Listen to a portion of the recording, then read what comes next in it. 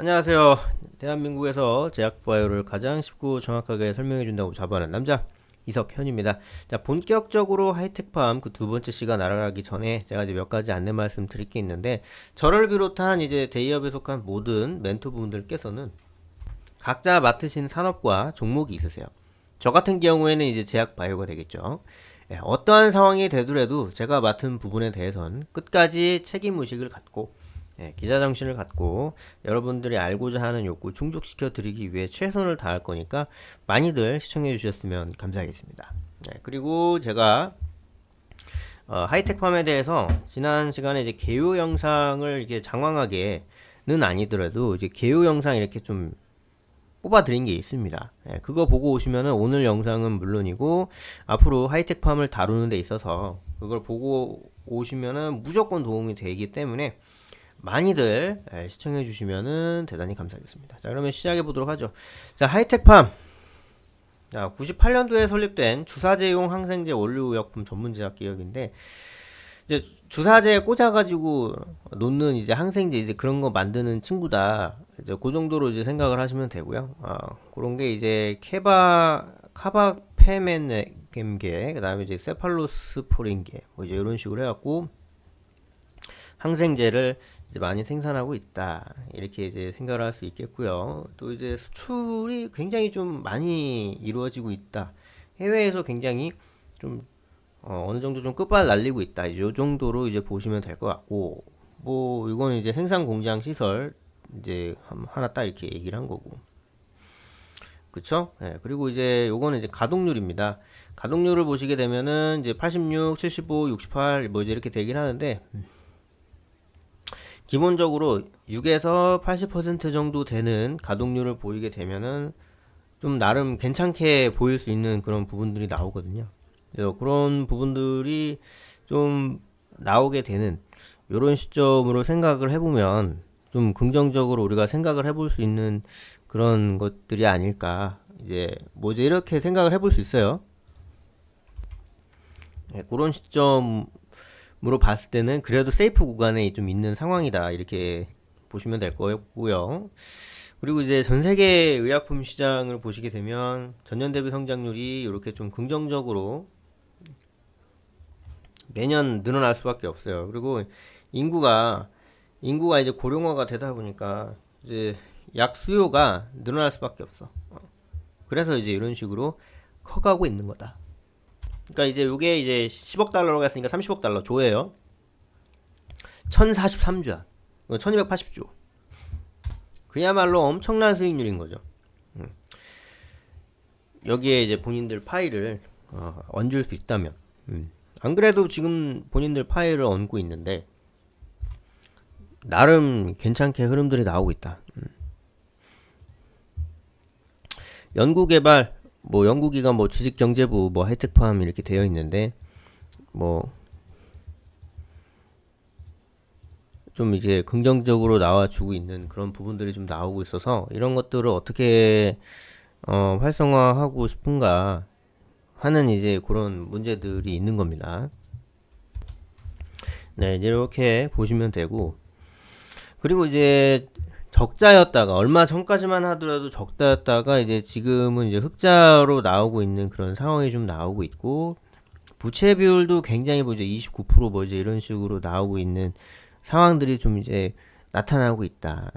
이렇게 볼 수 있는 건데, 네, 이제 그런 시점으로 갈 수 있고, 이런 부분으로 어떻게 좀 만들어지느냐에 따라서 결과는 달라질 수 있겠지만, 일단 흑자 전환됐다라는 것 자체가 흑자 전환이 됐잖아요. 그러면 오케이야.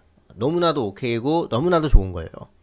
이게 대선 테마주 다음으로다가 흑자 전환 테마가 굉장히 좀 긍정적인 거거든요. 여러분들은 뭐 아실 수도 있고 이제 모르실 수도 있는데 실상이 그래요. 네, 상당한 이점으로 다가오는 그런 거고, 그러한 부분들이 지금 이제 생기고 생겨서 흑자가 되고 2023년에도 흑자가 계속 이제 이어나갈 수 있는 그런 여건들이 좀 나오고 있으니 앞으로의 흐름도 굉장히 긍정적일 수 있겠네라고 이제 판단해 볼 수 있는 거죠. 그죠? 자, 이 친구 차트를 보시면 다른 제약 바이오 업종하고 다를 게 없어. 똑같아. 정말 2021년에 이때 코로나 말고 뭔 일이지? 아, 코로나 있었지. 그냥 이렇게 생각하면 될 정도예요. 얘도 마찬가지예요.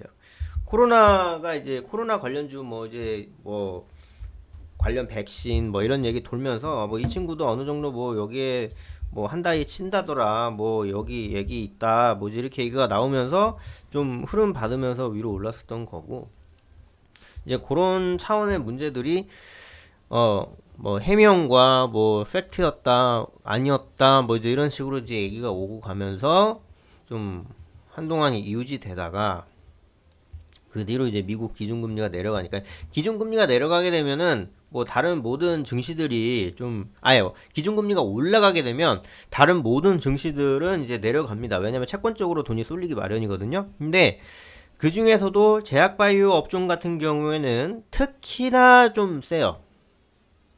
특히나 좀 세게 이제 들어가는 경우가 없잖아 있어요. 그래서 그런 부분들을 우리가 좀 이제 생각을 해봤을 때 좀 나름대로 긍정적으로 뽑아낼 수 있는 그런 부분들이 좀 이제 나타나고 있는 그런 상황인 거예요. 금리가 올라가니까 이 친구 내려가네. 그러니까 이게 이해가 안 되시면 여러분들 주택담보대출 생각하시면 돼요. 여러분들 아파트 사실 때 2년 만기로 은행한테 돈 빌립니까? 내가 뭐 5억짜리 아파트인데 뭐 아내하고 나하고 이제 1억씩 해가지고 2억하고 나머지 3억은 은행에 은유학 땡겼어. 근데 그 3억을 2년 만기로 빌려요?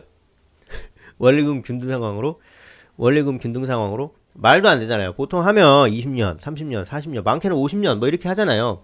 근데 그런 과정 속에서 금리가 변동이 돼서 원래는 이제 2.7%에 대한 원리금 균등 상환이었는데 금리가 올라서 4.5%에 대한 원리금 균등 상환.